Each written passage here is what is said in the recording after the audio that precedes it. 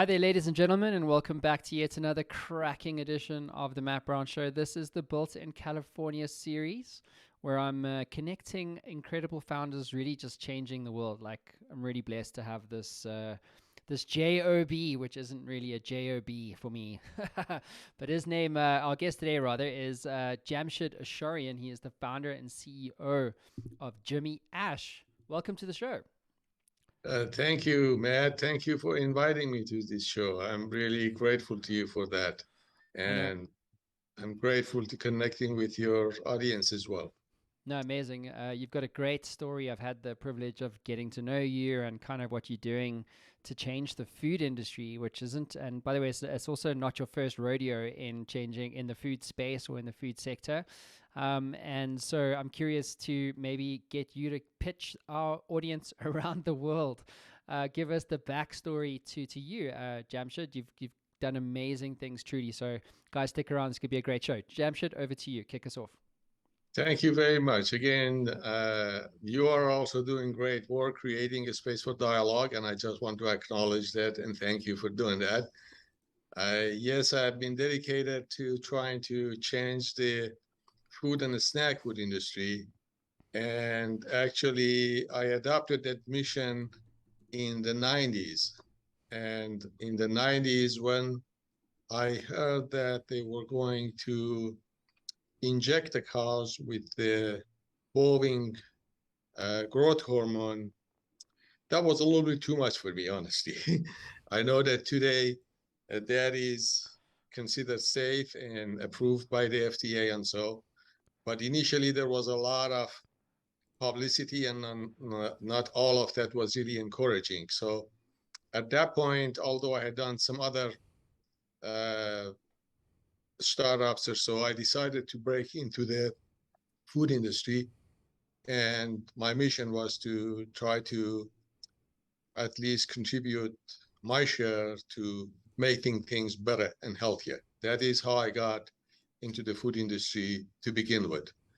And I started a company which was called Provita. And I sold that company in 2003 to PepsiCo. And the mission of that company was actually to create fruit-based products that would have replaced the milk back then in the cereal bowl and so. But we did a few other things in addition to that before I sold the company. So Jamshed, it's weird. Like in South Africa, obviously I'm now in the US, but in South Africa there was there's actually a product called Provita. Mm-hmm. It's not this. It's not yours though, right? Just to be No, clear. it is not. Actually, there is now another company that it is called Provita since we had to shut down that company after we sold it. Yes, that name has been used, I believe, in a few occasions from what I'm aware of. Correct. So basically, you were basically like you had this and like you became aware that people like I don't know manufacturers were injecting hormones into like produce that was then going to the consumers, and obviously that's not an ideal situation for anyone. I don't think we want to have food hazards and things we eat every single day. So I'm curious to maybe double down on that. Like, what are some of the food hazards for consumers? Because one of the key things that you were talking to me about was French fries and potato chips being a primary cause of heart disease. Like, I'm a sucker for chips. Like, if you if you put me on a diet, like you told me, Matt, you're not allowed to eat, French fries. Like, I would probably fight you. Yes, thank you. So, with the previous company, the focus was this issue that these hormones were being injected. And actually, the concern back then, which to some extent is still is my concern, went beyond the consumption of the product. It was also a concern for the animal because as we need to be kind to the animal, I learned that the cause this way will become just a milk production uh, facility. And so I felt that actually to be somewhat inhumane, the way the cows were going to be treated. But then after I sold that company, I started studying the food industry and the snack food industry to find where I would focus my attention next. This was after and during a period actually after that when I worked for PepsiCo as a consultant for a short period of time. When I read quite a few research documents, and so many of them actually from European countries and universities, I learned that two products, snack food products and French fries, like potato chip and French fries, were repeatedly mentioned as possibly even number one and number two causes of type 2 diabetes, childhood obesity, and et cetera, et cetera. And I read more and I read more and I learned more. And I realized that there were carcinogens in the oil when these products are made in a deep frying process. I learned that there are aldehydes, other things in those huge vats of oil that are often heated up over and over 24/7 at high temperatures. And when I became aware of that, my mission became clear. I said, this is the two industries and I need to become involved with and try to transform.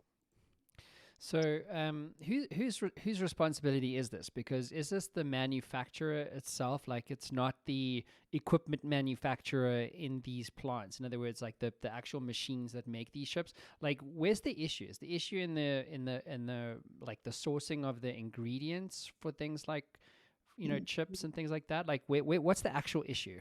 The issue is actually the method, which is the traditional common way of making these products. I cannot put really anybody at fault, and that is not my intention to do that at all, and I'm not trying to scare anybody off either. Deep frying has been around, and we consume a lot of deep fried products as we do every day, but I became aware that we should be able to do better.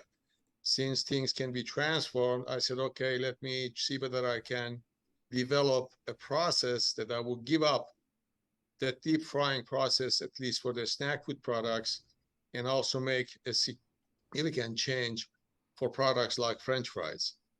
And that is how I started. And of course, there's a bigger story to that, and I'm happy to share as we go along. Yeah, let's do it. So, So, yeah, go ahead. yeah, so when I began to do this, I would get about 15, 20 food scientists, food engineers, and so in a conference room, and I would consult with them and I would tell them that, okay, I want to create a potato chip. You see a whole range of them, by the way, behind me right now. Uh, I want to create a potato chip that is as good as these deep fried potato chips, but it has not seen a minute of deep frying.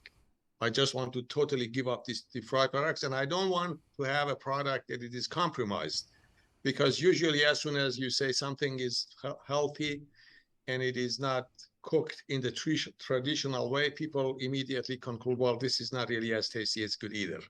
I said, I don't want that. So the scientists and food engineers that I would bring under the roof would tell me that I was out to lunch. I was crazy. This wasn't going to happen.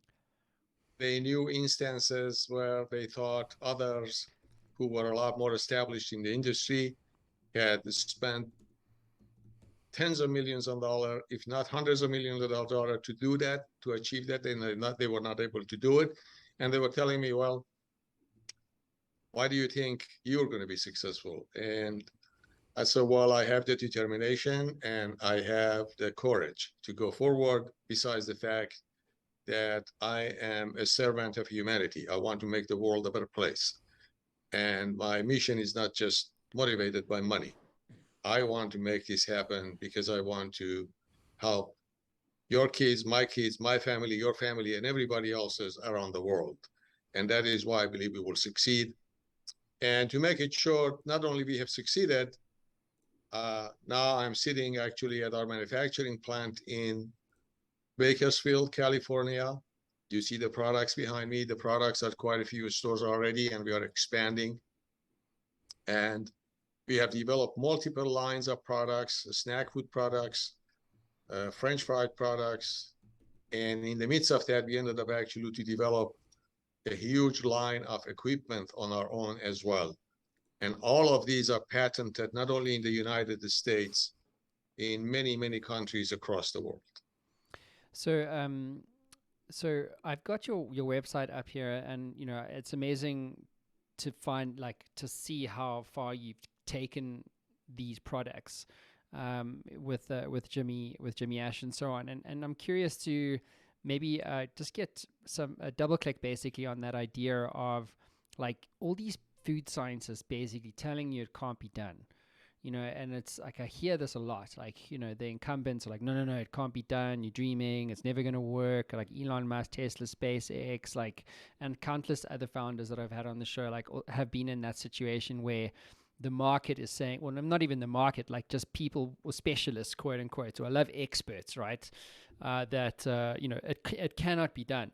And yet you were like, no, dude, it will be done because I will it to happen. It's like, it's what, Elon Musk says. It's like, if there isn't a way, you find a way. And that's what I love about entrepreneurs. How did you overcome that? Like, internally, like, did you just not give a shit? And like, were you like, I'm doing it regardless? But like, what's your advice to other founders who are like thinking about something that's going to change the world, and they're coming up against the struggle and resistance to that idea? Wonderful question. Thank you. Actually, I did that with quite a bit of consideration and care for everybody, including those scientists who were telling me it's not going to happen. I did it in the spirit of unity and oneness, which is actually a cornerstone of my belief. That's what it is. And I did it in a manner that I created a unified vision after a while. Initially, for about a year or so, they were telling me that's the story. We got together repeatedly, they wouldn't believe it. We went back and forth, and finally they saw the attitude of embracing them and not going away and not arguing back with them, actually being very concerned with their thoughts and their respecting their thoughtfulness, but saying, well, let's find another way. Why not? We may be decent. So finally they said, Jamshid, we'll give it to you. Maybe we can create what they called it protocept. They didn't want to call it a prototype. They created this new word as a concept and prototype, call it protocept. Maybe we can step into the arena of creating a protocept to see whether it will work. I said, that's good for me. Let's go for the protocept. So we went for the protocept. Actually, about a couple of months into the protocept, we had so much encouraging results from what we were doing that then the story began to change, and they became very supportive. They said, no, it seems like this is taking life. Let's go to the prototype phase. We went into the prototype phase, and we were very successful with the prototype. And at last, we got to the scale-up manufacturing. And actually, that took the longest time to fulfill, because when it got to the scale-up manufacturing, we had defined a series of processes that we knew would work in the lab and on the benchtop. But when we tried really to take it into the actual world, well, it was not easy. We could not find the appropriate equipment that would do the job. So again, the story began over again. Okay, now we have the prototype, we have the prototype product, the team of scientists and so believe in it. But now how do we go about scaling it up? Got it. Jamshed, what's the idea here? I mean, because I think I was just looking at the stats around the size of the markets in the US for just the US chip industry, for instance. So I got it up on screen for everyone here. So the US potato chip market by distribution channel 2014 to 2025. So it's a projection. And it's currently valued, well, it's around $9 billion just US potato chips. That's a lot of chips going into the mouths of humans in America. And it seems to me like, when before I came to the States, I was told by a US client of mine, he's like, in America, there's this thing called the SAD American diet, like the SAD, SAD. And I didn't realize it, but I mean, like, I went to like the pumpkin festival with my family because the Halloween's coming up quite soon. And like I ordered these like chips, these fried chips, and it was just loaded with cheese sauce. It was, and I was like, oh my God, like, please can we not eat this? Please can I not feed this to myself, and can I not feed this to my children? And so it was a choice that I had to make. You know, like I was like, no, no, no, I just put it all in the bin.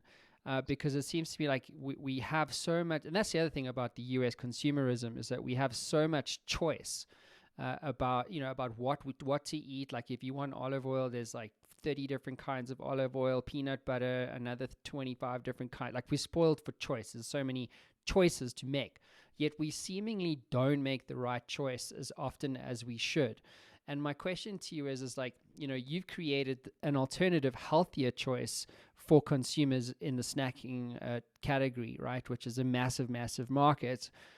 Why don't we make better choices? Like, what is your, you know, hope as a consequence of like creating these products through JimmyAsh? Transformation is not an easy job. Let me just put it there. If you want to start in a road for transforming something, it requires a lot of determination and a lot of courage. This is what I've learned.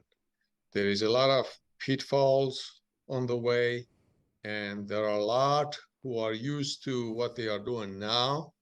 They are good at it, they are making money.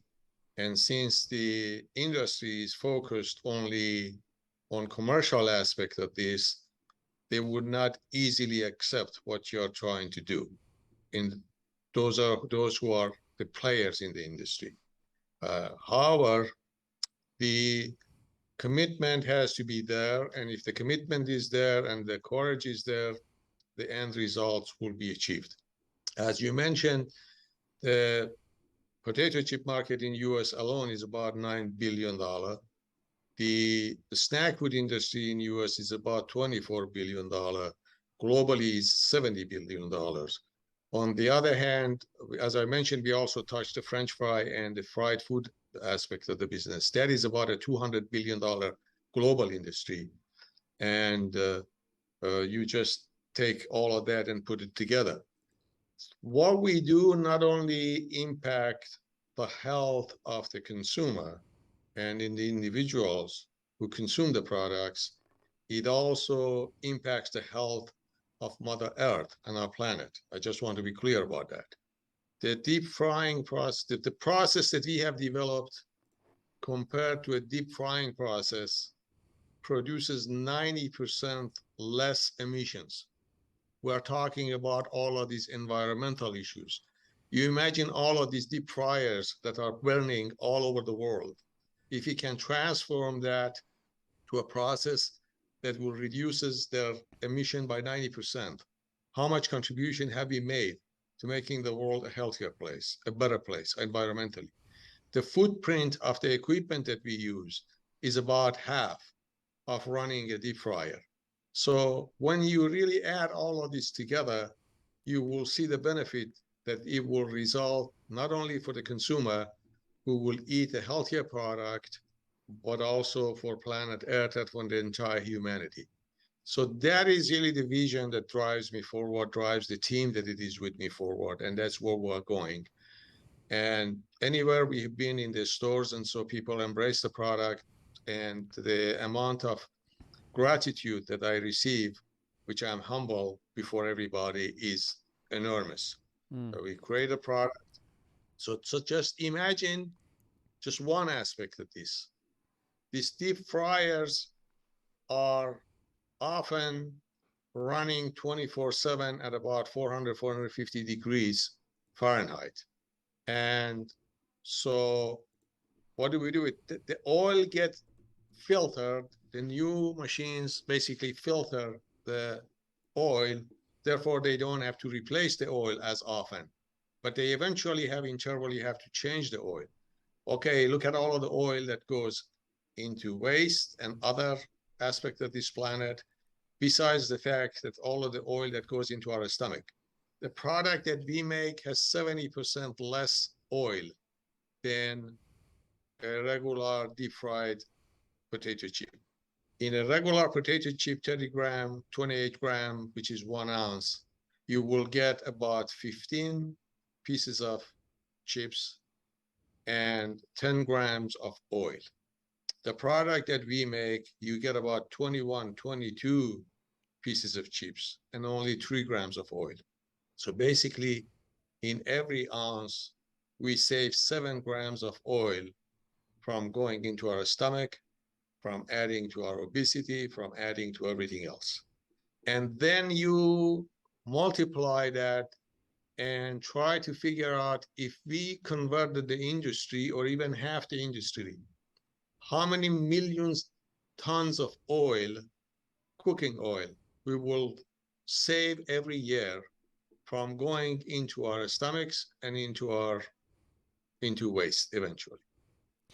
Yeah, it's less oil for me is better. Like, you know, it's an interesting thing. It's like you almost, for me personally, like the choice, it's like, well, you don't think about like the consequence of it. You know what I mean? Like, you don't think about the fact that, you know, these manufacturing snack plants, if you like, are producing emissions. You know what I mean? So when I buy this bag of chips or this bag of French fries, I'm not thinking as a consumer. I'm not thinking about like, well, what was their manufacturing period? How much oil did they put in there? Are they, you know what I mean? Like, and so, because I just care about like what's on my plate. I've got 2 young kids, and I just want to feed them chips. You know what I mean? Because it's a lust, it's a headache trying to feed 2 young children who are 7 and 4. Everything's a mission. So you know what I mean? Like, you just don't think about like, where did this product come from? What process did it use? What is the impact on this environment? You know, is the brand that I'm buying from, are they greenwashing? You know what I mean? Like, are they thinking about sustainable product design and ultimately its effect on a massive consumer market like the one that's in the US?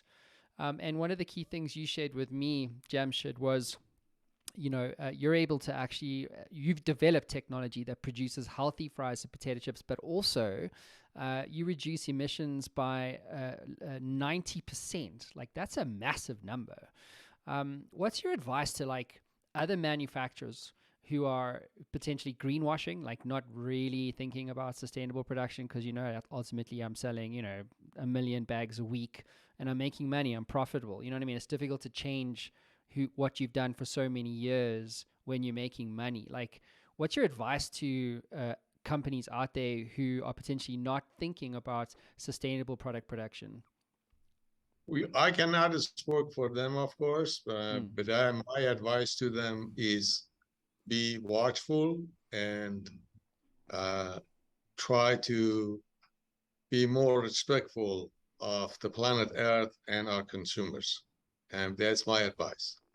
The mission of my company, which we really developed after quite a bit of reflection with my team and with the help of an outside consulting group that we developed, is something like this. Our mission is to develop innovative, great tasting foods and snack foods that create healthier communities, protect the planet, and serve humanity. Okay, that is the mission of the company. Yes, of course, in that process, we want to be profitable and we want to make a lot of money as well, and we believe that we will, and we are. So, but I think that the world is changing right now, and I think that all of those who are today still using the available processes, which I would consider being outdated now, eventually will have to turn around, because transformation will happen regardless of one company wants it or doesn't. It has been, this is a history that whether it is in the life of a country or a nation or or an industry, those who resist change eventually will be forced to change it. Do you think they're going to be forced to change it though? I mean, who's forcing them? Like, who would force? I don't know. I don't know who it is, but let's just say it's Joe. Like, I who's? think I think they will be forced to change it because it would be consumer perception. It would be the economics of the deal as well, which will turn around eventually. Doing things our way or similar ways that maybe somebody else will develop will become more economical. And hopefully, this whole notion of environmental protection, respect for the planet, and so is a growing concept. I think all of those will catch up at the end. And I think sooner or later, everybody who is in the industry and doing this will be forced to consider what is next. And speaking of what's coming next, you guys have created a lot of IP, intellectual property, and technology. You've got 140 patents in 60 countries around the world. That's Right. no small feat. So you as a team have really gone. You've eaten your own dog food here. You've said, listen, we're gonna if consumers aren't quite ready yet to force big brands to change, which I don't think they are. In some cases they are, but not in a lot of cases. Obviously, like 90% of the time they're not. 9 out of 10 times. Then what you've done is actually you've developed patents that I would imagine are unique to this process of transformation that you've created. So I'm curious, for entrepreneurs out there, patents. A lot of talk about patents. Do you trademark things? Do you patent things? I understand the context of manufacturing. Patenting is very important. But I'm curious for our audience to understand, how much has patenting helped your business grow in these 60 markets? Patenting actually creates a kind of a buzz, let's say, for the business. You see, it creates a lot of respect. And so uh, I cannot disclose details, but I can tell you that even now I'm talking to some global companies who really care and they see the vision and they want to know that things will change. So I speak from that side of it as well. So because I know that there is receptivity and I know that uh, what we are doing now, even though in the market is small now, but it will grow very rapidly and it will be all over. And my hope and my vision is that it will be all over the world. And hopefully, if God gives me some more year to live on this planet, hopefully I have made my contribution to making this place a little bit better before I go to the next world. And so that's my goal. And I'm trying to fulfill that many different ways. I'm very much involved in community activities where I live. And I'm also involved in my business. I don't think that the two are separate. They are two together. If you want to make the world a better place, we have to start it from all angles of our lives. So I think that I think this will be embraced. And for those of you who out there are trying to do, uh, developing patent by itself is an art and a science combined. And it requires vision. It requires the founder himself or herself should really understand this far better than the patent attorneys. And so that is my advice to you. Try to really understand what it is. Even if it is not an industry that you are accustomed to, even if it is not a science that you know, you really need to learn enough about it so that you can lead that process. You really need to be forefront of it if you want to make it happen. And But that's my advice.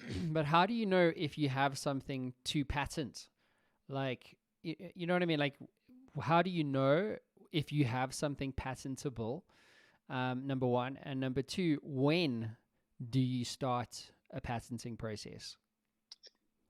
You know whether you have something patentable. There are some criteria for that. For example, it has what you have has to be novel. It has to be something that the teaching of the art, as they call it, does not disclose. So you're doing something that somebody else has already disclosed. It's a process or a product that somebody else has come up with or has some disclosure. Or if you read the literature and so on, you can find similar examples of that. That is not patentable. What you do has to be totally novel. It has to be new, and it has to have an element of surprise in a way that, okay, it was unexpected. I came up with something that is unexpected. In my case, for example, I explained all of the scientists were telling me I was out to lunch. You're not going to be able to develop a process that is not uh, deep frying and still produce a product that is as good as a deep fried product, but healthier. Okay, if I do it, I know it is unexpected because they were not believing it, because they could not find any literature that anything like this exists, and they could not find any literature that taught how to do that. So, and those are the combination of elements that you have to look for. And then as far as when you start the process of patenting, it has to be started pretty early on. Because if you commercialize a product, or if you disclose a process or a product which is novel and unexpected publicly, then you are no longer able to patent it. Because the patent search, the first thing they do is they will search to see, the patent office in any country will search to see whether there is any public information on what you have already, you claim to be novel. And if they find anything, even if it is disclosed by yourself, that would come against you. And then it would not be patentable. So be very careful as who you disclose things to. Don't commercialize it. If you are talking to anybody who needs to know, experts or so, do that all under proper confidentiality agreements. And then get yourself also a good patent attorney who understands your space really well. That is a key factor. Yeah, I found But I just want to add one more thing. When you get that patent attorney, I already said that, but I want to share that again. Don't put everything in the hand of the attorney and step back and say, okay, it is done. No, be the lead person. Read everything the patent attorney does, but think it through yourself, because the patent attorney is not you. He or she didn't develop this. So therefore doesn't know all of the different nuances of that. And so you are the one who should understand it. And as working with that patent attorney, you should point out that, well, by the way, this is this way, that is that way. Let's do this, let's do that. So So I found a great article, guys. If you're listening to this on the audio only version, if you head on over to YouTube, found a really interesting article on upcouncil.com /food-patents. It's very interesting to see, like, in the food space, like what you can actually patent. It's like food shapes, combinations of things, improving flavor, texture, shelf life, things like that. It's very, very interesting. But I'm curious to double down on like the impact of patenting on the value of a business, because you know, like if you can I love what you said. I think it's really, really key to like protect your IP. And I think a lot of people like misunderstand at what point, like I get people like, yeah, I want to tell you about my idea, but sign this NDA. I'm like, dude, come on, man. You know what I mean? Like, it's too early. Like, you don't even have a product and you want me to sign an NDA. It's like, you can't NDA like your ideas. You know what I'm saying? It's stupid. It's like greenhorn stuff. But I'm curious, in the real world, businesses at scale, such as yourself, does patenting increase valuation of a business? And to what extent does the patenting process increase the value of what you do? patenting increases the value significantly, of course. But especially if you have a food product, you cannot bypass the phase of obtaining consumer response. Because for food products, the orientation of the food industry and the snack food industry today is everybody wants to know, okay, how would the consumer respond to this product? You have all of these patents and all of this and all of that, but validation is a key factor. You have to validate. I think almost for everything that is true, because in other industries, when you patent something, again, it has to be something that you can demonstrate that it is useful. It has some really benefit that people should consider. For the food industry, that is a little bit more complex, because the food industry, most of it is reflects on the value of what you get from the consumers. So be prepared and be vigilant to make that happen. That's from the get-go at the right time and under the right conditions. So that's the comment I have. I want to share a quick little story, if I may. You go for it. So I went to the earlier stage of the company when we had our products released. Only one SKU of our products are sea salt in a major chain store on the East Coast as a test. I and our marketing director, we went to quite a few stores, maybe thousands. We probably conducted and talked with thousands of consumers at different stores to get feedback, just firsthand, to see, okay, we were doing sampling in those stores. That's important because I didn't want somebody else to do sampling and tell me how the consumers are reacting to the product. I wanted to see that with my own eyes. I wanted to hear their feedback with my own ears. You know what I mean? And I wanted to be really attentive in the spirit of being caring. And that really went a long way with many consumers that I met, which probably were at least a couple of thousand. One couple came who were in their middle ages, a woman and a husband. The husband saw 70% less fat and immediately turned and stood to the car. I'm not going to even try it. I am not even going to touch it. Oh, 70 less fat? No good. No good. He immediately concluded that because it was 70% fat, it was not good. On the other hand, the wife came and tried a couple of pieces, loved it. They had a couple of kids. She called the kids, try it. They tried it. They loved it. They are all excited. The husband is standing in the corner.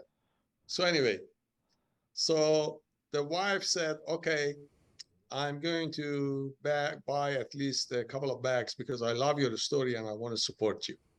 And she did. And then they went to the cashier. After they went to the cashier, she came back again and said, I want to tell you something. I love what you're doing so much that I'm going to bag a few more bags because I really want to support you. And by the way, don't listen to my husband. He is one of those that just doesn't want to listen, doesn't want to hear anything new.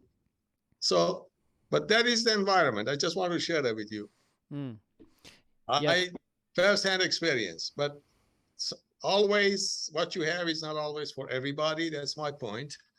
But that's okay too. You see, I think that what I like what you're doing and what you're saying is that to do something like what you've done, like despite all the specialists saying that it can't be done, you had to be patient, you had to persevere, and I think above all else, you had to have the courage of kind of doing the work.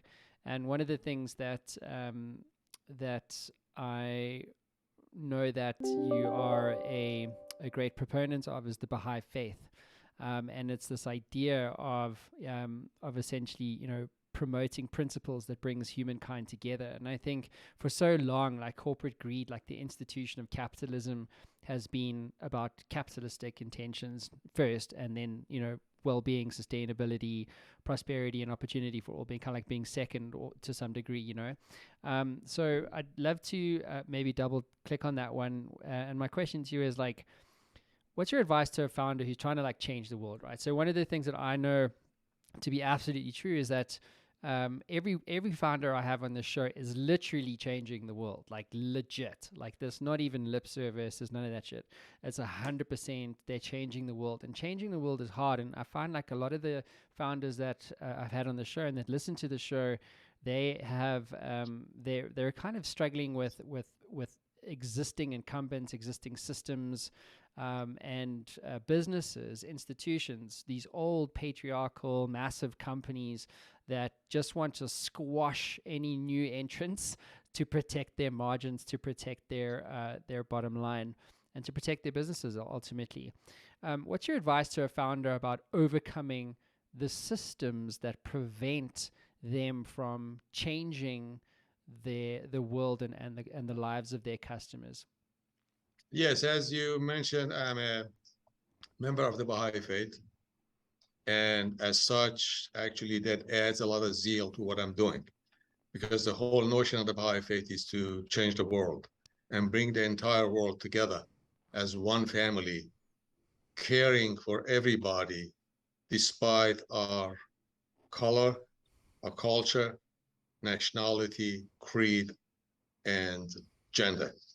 We are a member of one family regardless, and we need to treat each other with absolute care, with absolute love.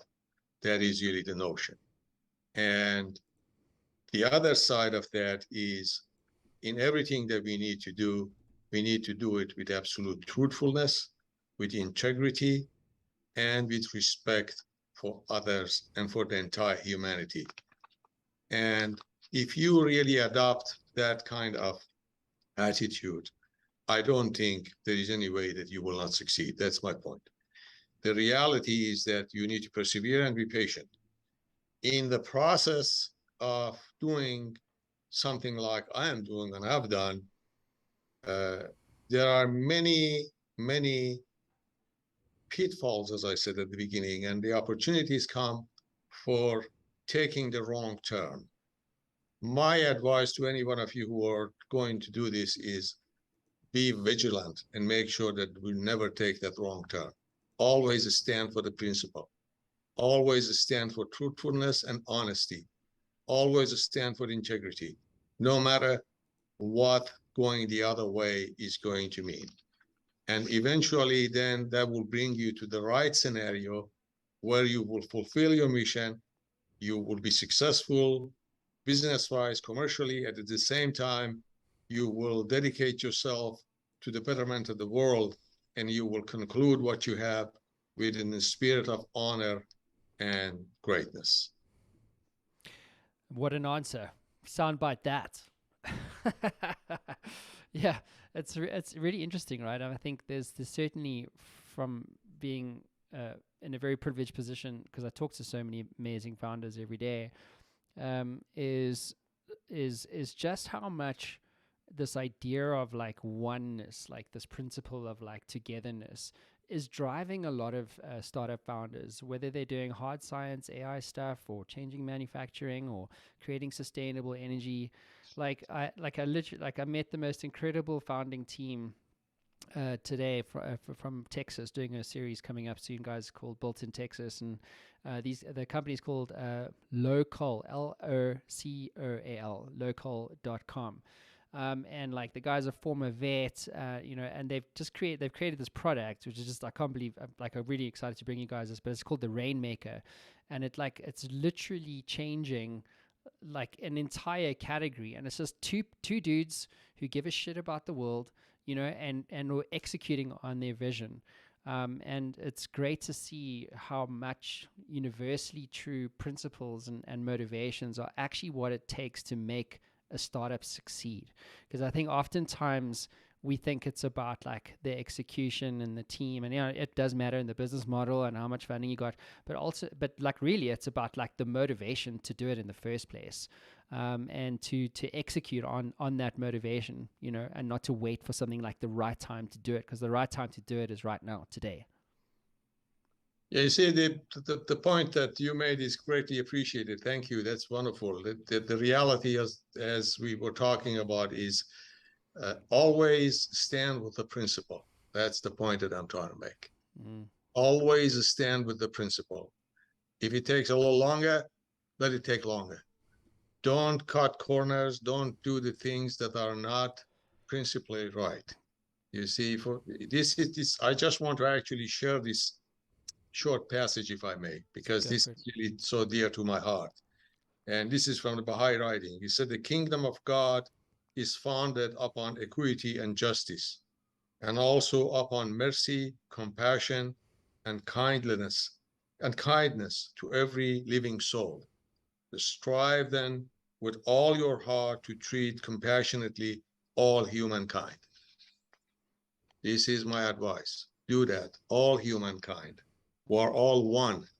And if we all act with truthfulness, and we all act in a manner that we are kind to one another, just look at where this world would be today, despite all of these troubles we are facing all around the world. Just look at what truthfulness would have done. If people would have acted truthfully, if people would have acted with integrity, if they cared for their neighbor. I mean, in my way of doing business is that when I put a product in the table and a product in the shelf to sell, I want to really make sure that the spirit of what I just read is in it.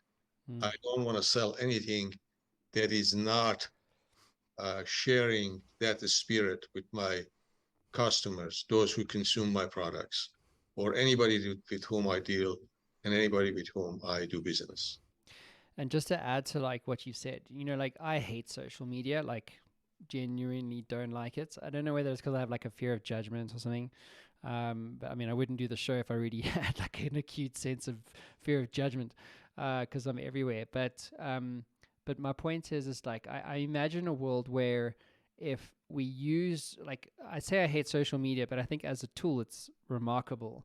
But it's the way that we've been using these tools, you know, to your point, like it's the way that we've been using the tools that has fostered divisions as opposed to bringing you know, humanity together. And it's like, imagine if we actually use social media like purely for good, like there was no advertising to make money, you know what I mean? Like if you removed that driver on a huge ecosystem on like Facebook, for instance, I know it's like it's not in reality, but what could we do with the tool? What difference could we make as like a community of entrepreneurs or a community of like, I don't know, healthcare workers? You know what I'm trying to say? And we use these tools like really like shift it for good. Like I get like we're in a capitalistic system and you can, and you know, we can and we should make money, but like we're not like the index is completely the wrong way around. It's like it's completely capitalistic. Like the contribution element of it, it's like, you know what I mean? Like it's missing in to a large extent. You know, in my system of belief in the Baha'i faith, work done in the spirit of service is considered prayer. Okay, so, all right, I do my work. There's nothing wrong with making money. I mean, that actually the economic solutions yet had to be explored because the world has different solutions for the economic situations that we are facing. This is not the right time to talk about that. But the fact is that making money the right way is fine, and creating wealth is fine, and putting that wealth to good use is fine. But the fact is that staying with the principle is also equally fine and better. I mean, that's my point. Don't try to kind of overlook the principle in the process of trying to become wealthy. Yeah. It takes 15 years to become an overnight success. And my thing is just like, you know, like whatever you decide to do in your business as a founder, whatever difference you decide to make, like one day like, it's like every day we're executing, and one day we're going to like, in every day we're kind of like writing a check to regret every single day. And then like one day when it's time, we're going to be looking back at all the things we did, and we're going to go and like, and life's going to go, dude, it's time for you to cough up. Like it's time to cash in that check. And so like, I don't want to be that guy who's going to like, that hopefully that will regret, you know, like like, oh shit, if only I'd done that. And I think if we play this what if game with ourselves, it's truly torture. And the older I get, the more perspective I get, and the more I start to see like how important integrity is, and trust is, and contribution is, and these sorts of things to businesses. It's not just about like when like when you're 26 years old, you just want to get rich, like you want to get rich, and how fast can you get there? Instagram.com, you know. But the older you get, and when you have kids, I know you got family as well, like you start to see like what actually matters to you, and you know, and then you start to see, well, what makes me different, and you know, how can I connect my point of difference to the world in such a way that it creates value, which is exactly what you've done. And that's how you create a legacy. Like that's how you change the world. But Jamshed, I want to wrap this up with you. Why do you do what you do? Like what gets you out of bed in the morning? Well, I mentioned earlier that to make the world a better place gets me up in the morning. I love my neighbor. I love humanity. I love people of all races, all nationalities, all genders, and so. And I see myself as a person who needs to be humble and serving everybody. And that serving everybody goes not just what I'm doing on a Sunday or a Saturday or so, or during my prayers. It is with what I do every day. So what I do every day in my work is my prayer. It is my service to humanity also. And that is really what gets me out of the board. But I get up with the motivation of doing the best that I can and serving the Lord, and serving humanity is equal to serving the Lord. And that gets me up the bed every morning. Boom. And on that bombshell, Jamshid Ashourian, thank you so much for being on the show, Bad. It's been great to have you here. Thank you very much for inviting me. And by the way, anybody had any questions for me, I'm happy to address that if they can post it through our website. Yeah. So I'll be Awesome. happy to do that. Anytime. I've been sharing your site. So JimmyAsh.com, everybody. Thank you, Jamshed, and we'll see you all again soon. Cheers. Thank you. All the best to all you are doing as well. Thank you all. Bye-bye.